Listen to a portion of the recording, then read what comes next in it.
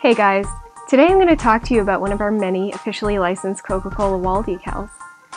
Right here, I have the Fishtail, or for you history nerds out there, the art form, which was introduced in 1958, making it 60 years old.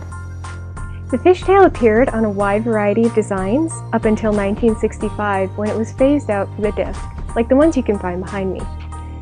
Coca-Cola Company supplied us with an archival image of the Fishtail, which we cleaned up and now offer in larger sizes.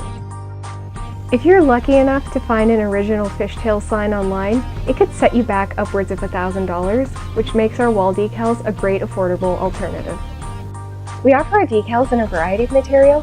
Here we have a polyester fabric. It's great for walls, it goes up and stays put, and if you ever change your mind and have to reposition it, the low-tack adhesive allows that.